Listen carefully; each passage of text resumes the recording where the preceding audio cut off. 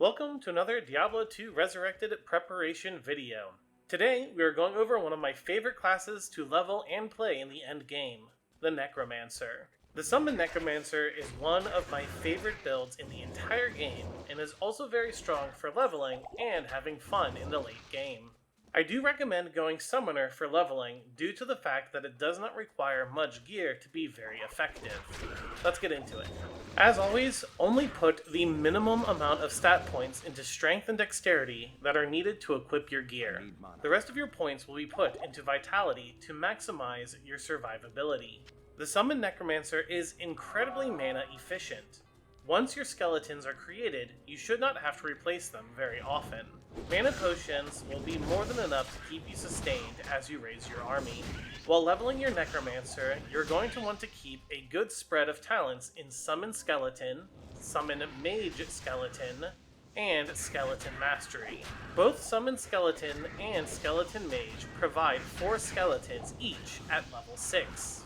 After level 6, you gain 1 additional skeleton every 3 points put into the skill. For this reason, I recommend getting both skills to level 6, then evenly spreading out your skills between the 3. This will give you an army that does both good damage and has high survivability. I also recommend putting 1 point in both Clay Golem and 1 point into Golem Mastery.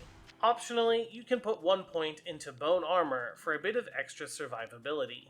Now, for the gear. This is going to be the first character where you are really going to want to pick up and sell everything you can for gold in the early game. You're going to want gold to buy both a wand and a preserved head from Akara. These items can spawn with +1 to +3 skills in Summon Skeleton, Summon Skeleton Mage, as well as Skeleton Mastery. These items can be very pricey in the early game, costing thousands and sometimes tens of thousands of gold. This is especially so if they are magic quality with useful abilities like faster cast rate. Because there are no good rune word shields or weapons for Necromancer in the early game, these will be your best option until the mid-game. As with many of the other classes, the Stealth Armor at level 17 and the Lore Helm at level 27 are going to be very strong options. Now, you're going to want a strong Mercenary in the early game to help kill monsters to help start your army. Going with an Act 1 Mercenary can be very strong because you can give them the Edge Runeward Bow at level 25. This will provide the Mercenary, you, and your entire army with level 15 Thorn's Aura, returning damage when they are struck. I personally recommend getting an Act 2 Combat Mercenary. This Mercenary will provide you and your army with the Prayer Aura. This will give your army a very strong heal over time and make them much harder to kill. You can also give your Mercenary the Insight Runeword at level 27.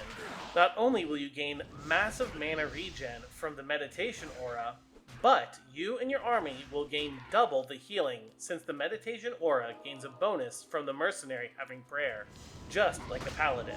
If you found these tips helpful or interesting, please drop a like and subscribe. It is an easy way to support the channel and be notified when future guides are released. You can catch me streaming almost every day over at twitch.tv/the Duke of TBC. See you guys in the next video.